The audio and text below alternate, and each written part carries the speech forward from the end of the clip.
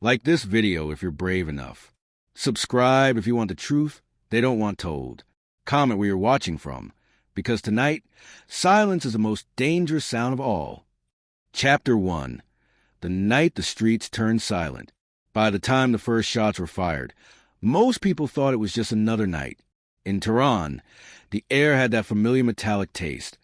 Exhaust fumes, dust, and the faint burn of something electrical. Shopkeepers were pulling down metal shutters. Taxi drivers leaned out of windows, arguing over fares. Families ate late dinners with the television humming low, careful not to let the neighbors hear what channel they were watching. No one knew this was the night the streets would turn silent. The protests had begun the way they always did. Quietly, almost politely.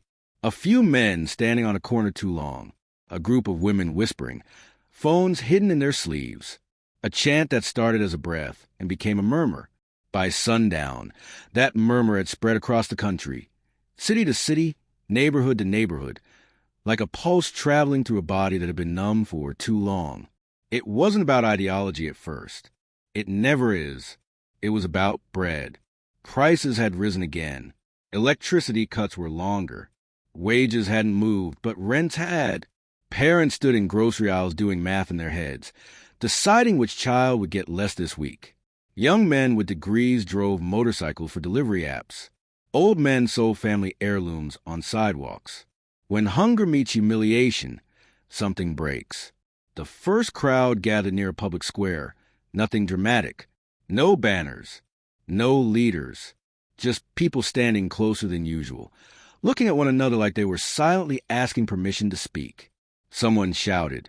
Someone else shouted back. A chant formed, rough and unpolished, words tripping over each other.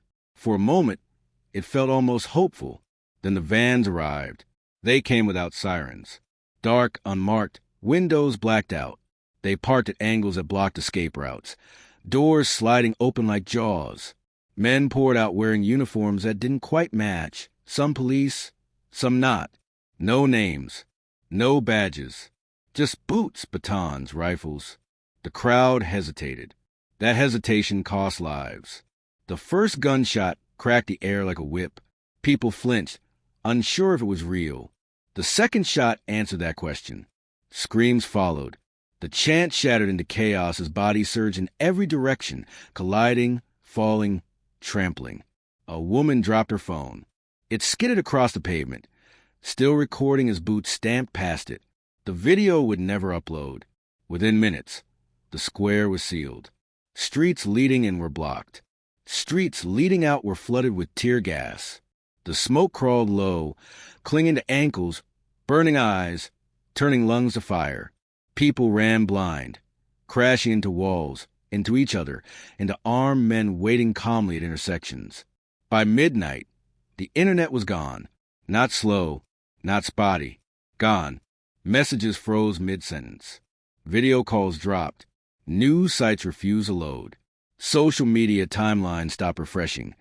Trapped in an endless loop of minutes-old posts that suddenly felt like artifacts from another life.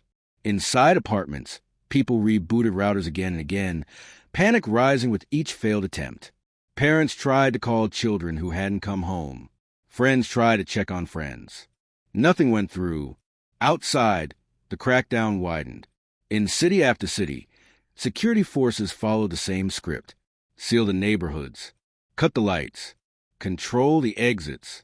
Anyone outside after curfew was fair game.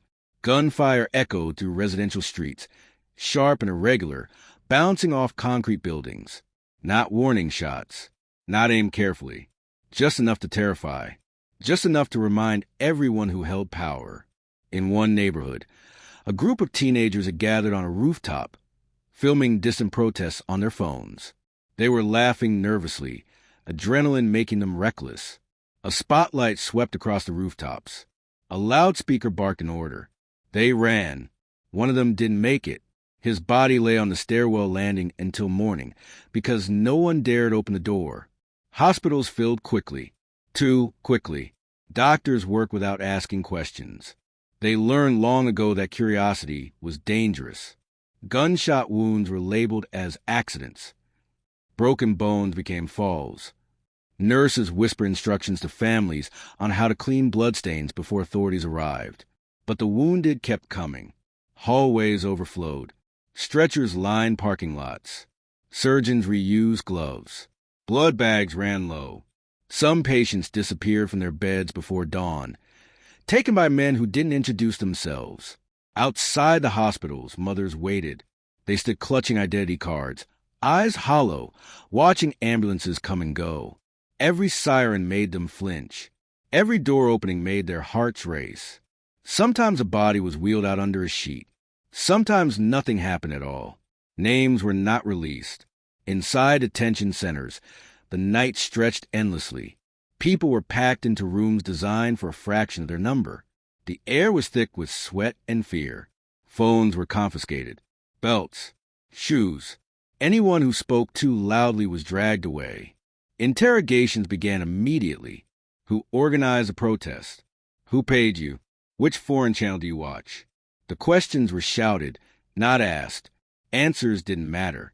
Confessions were the goal. Some detainees were beaten until they said what was demanded. Others were beaten until they stopped responding. The lucky ones were released days later, warned never to speak. The unlucky ones vanished into the system. Their families left searching empty offices, bribing clerks, begging guards for information that never came. In one city, a man tried to film an arrest from his balcony. He didn't shout, didn't throw anything, just raise his phone. A bullet punched through his window. His wife found him slumped against the wall, phone still in his hand. Screen shattered but recording. She screamed for help. No one came. By morning, the blood had dried into dark, rust-colored stains that would never fully wash away. Across the country, similar scenes played out simultaneously, synchronized like a grim performance. The government called it a security operation. State television showed calm streets and smiling anchors. Officials blamed rioters and foreign agents. They insisted order had been restored. But order is a strange word for a place where no one dares step outside. By the second day, entire neighborhoods were ghost towns. Shops remained shuttered. Schools closed. Public transport halted. The silence was heavy, unnatural, broken only by the occasional crack of gunfire or the rumble of armored vehicles patrolling empty streets. People communicated the old way, through whispers, through notes passed hand to hand, through brief, coded phone calls when networks flickered back to life for a few minutes at a time. How are you? Alive. Anyone missing? Yes. The list grew longer. Fathers, sons, daughters, neighbors who had stepped out to buy bread and never returned. Young men taken from their homes in pre-dawn raids. Women dragged into vans while screaming children clung to their clothes. Funerals were forbidden. Families were told to bury their dead quietly, without ceremony. Some were ordered to pay for the bullets used to kill their loved ones. Others were warned that speaking to foreign media would bring consequences. Grief went underground. At night, lights stayed off. Curtains remained closed. People sat in darkness, listening, counting shots, counting hours, wondering if footsteps in the stairwell meant soldiers or neighbors fleeing. In one apartment, an elderly man sat by the window every night, waiting for his grandson.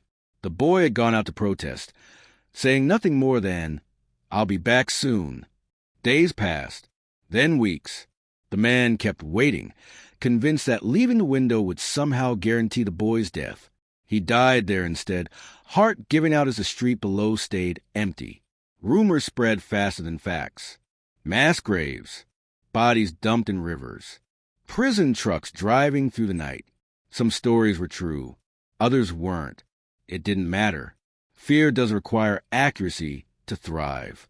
What terrified people most wasn't just the violence. It was the erasure. The internet blackout meant no videos could escape, no live streams, no proof. When connections briefly returned, they were slow, monitored, fragile. Posts vanished. Accounts were suspended. Messages failed to send. It was as if the country had been wrapped in a digital shroud. Outside Iran, fragments leaked through. Blurry clips, voice notes, satellite images showing unusual activity near cemeteries. Human rights groups tried to count the dead, but the numbers shifted daily. Hundreds, then thousands. No one knew for sure. Inside, people learned to read the city differently. A cluster of shoes by a curb meant someone had been taken. Fresh paint on a wall meant blood underneath. A silent hospital meant something terrible had happened inside. Children stopped playing outside. They drew pictures of guns and smoke instead of flowers. They flinched at loud noises. They asked questions parents couldn't answer without risking everything. Why are the streets empty? Why can't we visit Grandma? Why does the internet disappear? Parents lied to protect them. It's temporary. It will be over soon. Go to sleep. But sleep didn't come easily. Nightmares replaced it. Dreams of running, of hiding, of doors breaking down. Even those who hadn't protested felt hunted, because fear doesn't discriminate. Weeks later, the government declared victory. Officials stood behind podiums, declaring stability restored. They praised security forces. They warned against spreading lies. Life, they said, was returning to normal. But normal had been permanently altered. The streets were quieter now, yes, but not peaceful. The silence wasn't calm. It was wounded. People walked faster, avoided eye contact, spoke softly in public. Everyone knew someone who had been killed, arrested, or disappeared. Everyone carried a private tally of losses. And beneath it all, a question lingered, unspoken but relentless. If this could happen once, what would stop it from happening again? The night the streets turned silent didn't end when the gunfire stopped. It echoed forward, embedding itself into daily life, into memory, into fear passed down like an inheritance. Because in that silence, the message was clear. You were seen, you were heard, and you were warned. And as long as the streets remain quiet, the story isn't over.